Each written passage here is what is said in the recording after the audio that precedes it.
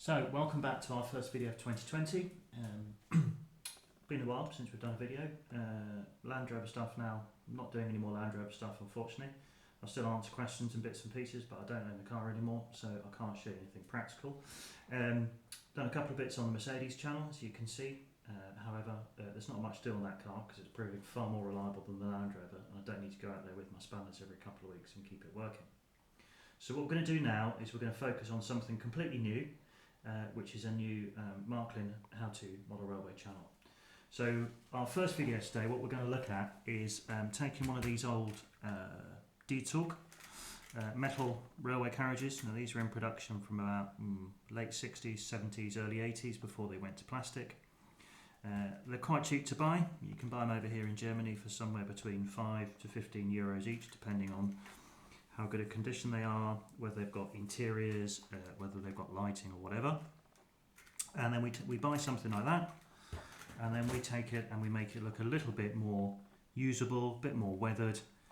As you can see, we've repainted the roof. We've done some work on the wheels here to make them look a bit weathered. It's by far from perfect. We've still got more to do. A little bit on the end here on some of the canopies, covers.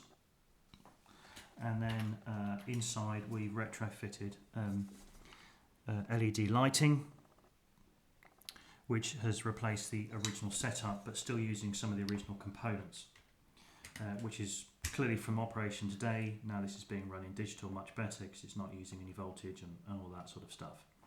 So what we're going to do today, as you can see on the table here, I've done about 6 wagons today. I've stripped them right down because I intend to do a lot of painting today, get them all resprayed, and we'll come on to that later, how we do that. But I thought what we'll do now is I'll just show you how we start off by stripping this wagon down. So, with these wagons, as you can see here, someone's put this lovely lacquer on the top. We definitely need to get rid of that. Okay, so what we do, the first thing we do is you take the top off. Now, sometimes they come off easily, sometimes as you can see on the roof here, it's got these couple of little tiny grooves. I don't know how well the camera's picking that up. And then the idea is that just sits in this little gap under here and it just pushes in. It doesn't really need, it doesn't go anywhere when the train's moving, so it's fine. So you take the roof off, you put that to one side. So this one here has still got the original electrical fitting. But it doesn't have the underneath bit, which is fine, that's how we bought it. So I'll turn this over and I'll show you using the one we've already converted how that comes apart. So in the bottom here, so in my little thing here I've got some new ones, and this will help show you how it kind of fits together. So you can see this sits down between the bogies, and all this frame here is metal, which means that when you put the power in, which is picked up from here down the centre of the track in my case, then it returns back down and is attached onto these bogies here, okay, from this power cable here, and what that does is it earths back out through the frame, back through the wheels, because it's all metal under here. It's quite a simple system and we can reuse it. So this bit here connects onto there with a screw, and we'll show you how to do all that in later videos when we're doing the proper retrofit. So your first step is to unscrew the little small screw that's in there. Just comes out. That takes off this top part, and then I'll swap back over to the other model. You just carefully need to prise out the wheels like that. They sometimes come out easier than others, but that's fine. They come out, no problem at all. And then there's another screw in here, which is contained under there. You can't quite see it at the moment. Unscrew that, slides off, and then the cable here, which comes down through the floor, just slides out from the connector, and it all comes apart. Okay, so that's relatively easy. So you've got your cable out from here. Some of these have these different types of lighting. So again, they're just held in by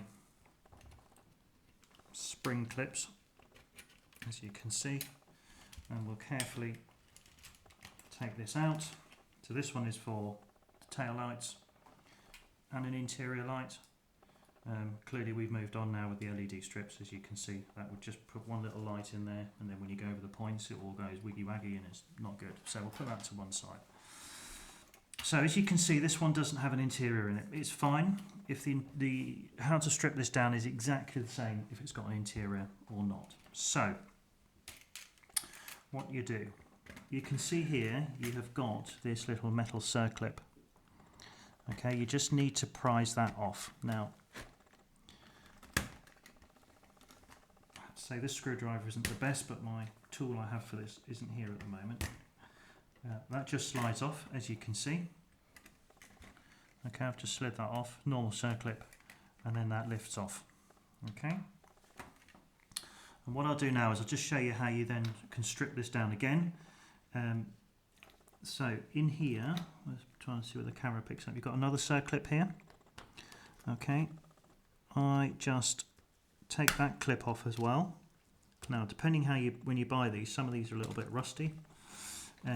Some have been looked after, people have oiled them up. This one actually is not too bad. Just again, once the circlip comes off, I'm trying to do that in the light here, hopefully the camera can pick this up.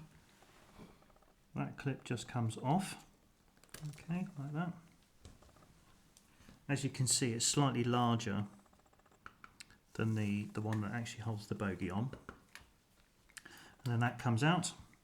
And then here you've got the metal, and this is all part of that metal touching the metal bogie to touch the metal wheel, like that goes around inside, so you can earth out your contact from the lights. And then this comes off, separates out, and you're there. Now this one actually is very good condition. What I have been doing on some of them that have been really rusty is I strip this down, just wipe that over with a bit of sandpaper and then respray it, and I do the same on the rest of it, but I'm not going to strip that down anymore. You can get the concept. So we're now onto the wagon. Right, so I'll just remove this other one at this end, like that, and then you're left with, depending on the wagon, you might have an inside bit metal plate here, which is sort of representing where the air compressors are, or fuel tanks or something like that. Steps, different designs. There might be steps in the middle here depending whether the doors are in the middle, and so on. It matters not. All you need to worry about are these two here. So if you look in there, I don't know how well the camera can pick it up, you've got these two metal lugs here, okay, which essentially come through from the step underneath. And if I show you with what's going on here from what I've already stripped down, the steps here fit through the gap like that, and what you're trying to do is to pull those, maneuver those up to let the steps drop down, because this clasps this whole underframe and the steps together to these end plastic pieces, and holds the bottom of the carriage in place. So all you need to do very carefully, and I'll show you, is to put your screwdriver in underneath, and again, if the camera's picking this up, just bend them up. It's as simple as that. No great test. I actually use a little small steak knife for this, works perfectly. They're fairly robust. As you see, just get it started and then turn it up. Okay, once you've done that, turn it over. You can see it starting to come out. It should be nice and loose. If it's a little bit tight, put your screwdriver in underneath. Okay, wiggle it out, and out it comes. And then once you've got it out, you can get a pair of pliers if you want and just squash that to make it straighten them up a bit. What I would suggest, some of these that you get are all sort of can be a bit bent and all the rest of it. They're easy to straighten out, but I would leave all the straightening out until you've put it back together the final time, because if you bend these more than 2 or 3 times, of course, as you can see, you know, what is it? It's maybe 1/2 millimetre thick tin plate, then they quite easily snap off. So the less times you can bend them, the better. So we'll just do the other one here very quickly. 1, 2, And once you've done one, you'll know exactly how easy it is to do. As you understand, obviously when you're doing these videos, sometimes it can be a bit slower because you're trying to explain what you're doing. So the next step is, so that's the bottom pretty much free from the sides. You then have these two bent over pieces on each side, so 4 in total. And again, you need to try and get in, bend them up, okay, like that. Same on this side. Okay. And then what I then do is put it flat on the floor. Let me do it this way because of the light. Okay. Just bend them flat. Okay. Do that on one side. Now, if you don't have this bit underneath that makes access difficult to this one, then do all 4. But what I tend to do now, especially with the ones that don't have the interior, is then just bend that over, because that natural bending process is doing what you were doing on the other side. It makes it a bit easier to free up those clips. The difficulty is on this one is that you've got this metal partition and it's actually clipped into the hole there, and that can make it, if you've got one you're doing now with an interior, it generally comes out a little bit more easily. But it's just a question of gently prising that off. Okay, and then you can just kind of slide it out, and if that comes out, that comes out. So what you would be doing now, if you have one with an interior, you'd lift that off and your interior would be in there and it just falls down.